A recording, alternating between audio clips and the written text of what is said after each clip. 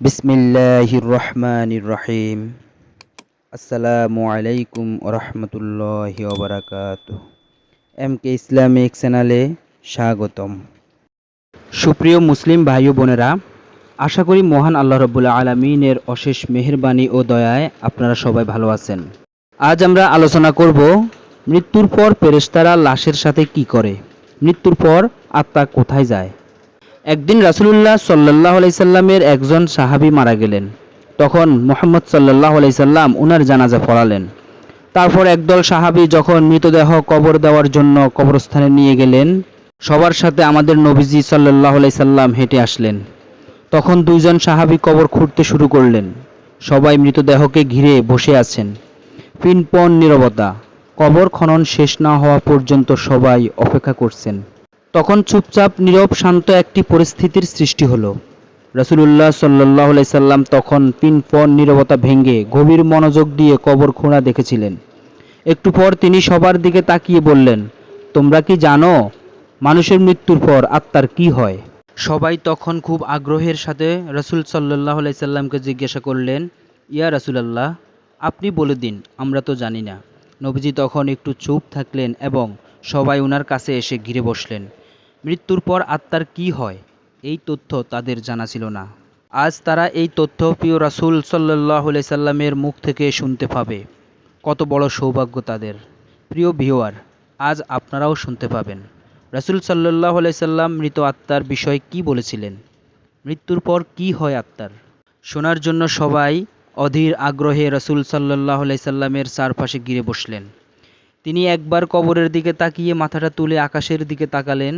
এরপর তিনি গল্পের মতো করে বলতে শুরু করলেন। তিনি বললেন, শুনো, যখন মানুষ একবারে মৃত্যু শয্যায় তখন সে মানুষ ফেরেশতাকে দেখে ভয় পেয়ে যায়। কিন্তু যে বিশ্বাসী ও ভালো মানুষ, তাকে মৃত্যুর ফেরেশতা হাসি মুখে সালাম দেয়, তাকে অভয় দেয় এবং মাথার পাশে এসে তার মাথায় হাত বুলিয়ে দেয় এবং ধীর ও যত্ন করে তার পাশে বসে তারপর মৃত পায় মানুষটির দিকে তাকিয়ে বলে, হে পবিত্র আত্মা, তুমি তোমার পালনকর্তার ক্ষমা ও ভালোবাসা গ্রহণ করো এবং এই দেহটি থেকে বের হয়ে আসো। মুমিনের আত্মা যখন বের হয়ে আসে তখন সে কোনো রকম ব্যথা ও বেদনা অনুভব করে না। রাসূল সাল্লাল্লাহু আলাইহি সাল্লাম তখন একটু ভালো করে উদাহরণ দিয়ে বললেন, উদাহরণ হিসেবে মনে করো একটি পানির পাত্রে কানায় কানায় পূর্ণ হওয়া পানির উপর থেকে এক ফোঁটা পানি যেমন নিঃশব্দে নিচে নেমে আসে, ঠিক তেমনি নীরবে ও কষ্ট ছাড়াই আত্মাটির তার দেহ থেকে খুব শান্তিপূর্ণভাবে বের হয়ে আসে। সেই সময় দুজন ফেরেশতা বেহেশত থেকে বেহেশতি সুগন্ধি মাখানো একটি নরম সুতির চাদর নিয়ে আসেন এবং সে আত্মাকে সাদা চাদরে আবৃত করে আকাশের দিকে নিয়ে যান। তারা যখন আকাশে পৌঁছান তখন অন্য ফেরেশতা সে আত্মাটিকে দেখার জন্য এগিয়ে আসেন। কাছে এসে সবাই বললেন, সুবহানাল্লাহ, কত সুন্দর এবং কি সুন্দর ঘ্রাণ। তারপর সবাই জানতে চায় এই আত্মাটি কার। উত্তরে আত্মা বহনকারী ফেরেশতা বলেন, উনি অমুকের সন্তান অমুক। বাকি ফেরেশতারা তখন আত্মাটিকে সালাম দেয়। তারপর তারা জিজ্ঞাসা করেন যে উনি কি করেছেন, উনার আত্মার এত সুঘ্রাণ কেন? আত্মা বহনকারী ফেরেশতাগণ তখন বলে ওঠেন, আমরা শুনেছি মানুষজন বলাবলি করেছে উনি একজন ভালো মানুষ ছিলেন। আল্লাহ তাআলার একজন ভালো বান্দা ছিলেন তিনি অনেক দয়ালু, মানুষের অনেক উপকার করেছেন সে। এতটুকু বলার পর রাসূল সাল্লাল্লাহু আলাইহি সাল্লাম একটু থামলেন। তারপর ভালোভাবে সবার দিকে একটু দৃষ্টি দিয়ে উনার কণ্ঠটি একটু বাড়িয়ে বললেন, এই কারণে বলছি সাবধান, তোমরা কিন্তু কখনোই মানুষের সাথে খারাপ ব্যবহার করবে না। কিন্তু কখনো মানুষের সাথে খারাপ ব্যবহার করলে সাথে সাথে তওবা করে নেবে এবং ওই ব্যক্তির কাছে ক্ষমা চেয়ে নেবে। প্রিয় দর্শক, ফেরেশতারা এই কথা শোনামাত্র আত্মা বহনকারী ফেরেশতারাও আকাশে গিয়ে এক ফেরেশতা অন্য ফেরেশতাদের কানে কানে এই কথাগুলো বলে বেড়াবে। এই কথাটি বলে তিনি আবার একটু চুপ করলেন এবং কবরটির দিকে একটু দৃষ্টি দিলেন। তারপর তিনি বলতে শুরু করলেন, এই সময় মানুষ যখন মৃতদেহটিকে কবর দেওয়ার জন্য গোসল দিয়ে প্রস্তুত করবে, তখন আল্লাহ তাআলা আত্মা বহনকারী ফেরেশতাদেরকে বলবেন, যাও, এখন তোমরা আবার এই আত্মাটিকে তার শরীরে দিয়ে আসো। মানুষকে আমি মাটি দ্বারা সৃষ্টি করেছি এবং তার আত্মাটিকে আবারও তার মাটির দেহে মাটির সাথে মিশিয়ে দিব। সময় হলে তাকে আমি আবার পুনরায় জীবন দিব। তারপর মৃত ব্যক্তিকে কবরে রেখে যাওয়ার পরে দুজন ফেরেশতা আসবেন। তাদের নাম মুনকার নেকির। তারা তখন মৃতের সৃষ্টিকর্তা ও তার ধর্ম ও নবী সম্পর্কে জিজ্ঞাসা করবেন। মুনকার নেকির চলে যাবার পর সেই মৃত আত্মাটি আবার অন্ধকার কবরে একাকী হয়ে যাবে। সে এক ধরনের অজানা আশঙ্কায় অপেক্ষা করবে। সে কোথায় আছে এবং কি করবে এরূপ এক অনিশ্চয়তা এসে তাকে ঘিরে ধরবে। এমন সময় সে দেখবে খুব সুন্দর একজন লোক তার কবরে তার সঙ্গে দেখা করতে এসেছেন।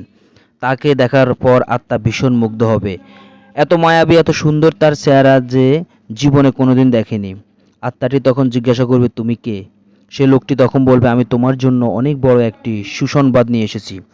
তুমি দুনিয়ার পরীক্ষায় উত্তীর্ণ হয়েছ, আলহামদুলিল্লাহ।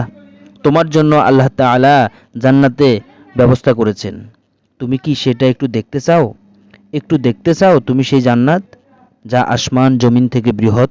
আত্মাটি তখন ভীষণ খুশি হয়ে বলবে, অবশ্যই আমি তা দেখতে চাই, অবশ্যই আমি তা দেখতে চাই, আমাকে একটু জান্নাত দেখাও। লোকটি তখন বলবে, তোমার ডান দিকে তাকাও। আত্মাটি তখন ডানে তাকিয়ে দেখবে কবরের দেওয়ালটি সেখানে আর নেই। সেই দেওয়ালের দরজা দিয়ে অনেক দূর পর্যন্ত, যত দূর দৃষ্টি যায় দৃষ্টির সীমা পেরিয়েও একটি সুন্দর বেহেশত দেখা যাচ্ছে। বেহেশতের সেরূপ দেখে আত্মাটি অনেক মুগ্ধ ও প্রশান্তি লাভ করবে এবং সেখানে যাওয়ার জন্য অস্থির হয়ে যাবে। লোকটি জিজ্ঞেস করবে, আমি সেখানে কখন যাব এবং কিভাবে যাব? লোকটি মৃদু হেসে বলবে, যখন সময় হবে তখন তুমি সেখানে যাবে। সেটি হবে ইয়াউমুল কিয়ামার পরে এবং তুমি সেখানেই চিরস্থায়ী হবে ইনশাআল্লাহ। আপাতত শেষ দিবস পর্যন্ত অপেক্ষা করতে হবে। ভয় পেও না, ভয় পেও না, আমি তোমার সাথেই আছি। তোমাকে আমি সেদিন পর্যন্ত সঙ্গ দিব যেদিন পর্যন্ত না ইয়াউমুল কিয়াম হবে। আত্মাটি তখন তাকে আবারও জিজ্ঞাসা করবে, কিন্তু তুমি কে? তখন সেই লোকটি বলবে, আমি তোমার এতদিনের নেক আমল, সুবহানাল্লাহ। পৃথিবীতে তোমার সকল ভালো কাজের ফলাফল আমি নিজেই। তুমি নফসের সাথে যুদ্ধ করে ভালো কাজ করছো, তুমি খারাপ আচরণ করা প্রতিবেশীর খারাপ আচরণ আল্লাহর সন্তুষ্টির জন্য হজম করছো, উঠতে বসতে ফিরতে প্রতিটি কাজ তুমি আল্লাহর জন্য করছো। আর আমি জানি এতে তোমার কষ্ট হয়েছে। আমি তোমার সেই নেক আমল। আজ তুমি আমাকে একজন সঙ্গীর মতো করে দেখছো।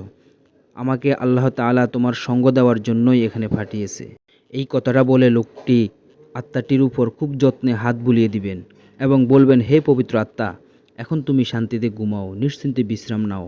এই কথা বলার পর আত্মাটি এক নজরে বেহেশতের দিকে তাকিয়ে থাকবে এবং এক সময় এই তাকানো অবস্থায় গভীর প্রশান্তিতে ঘুমিয়ে পড়বে।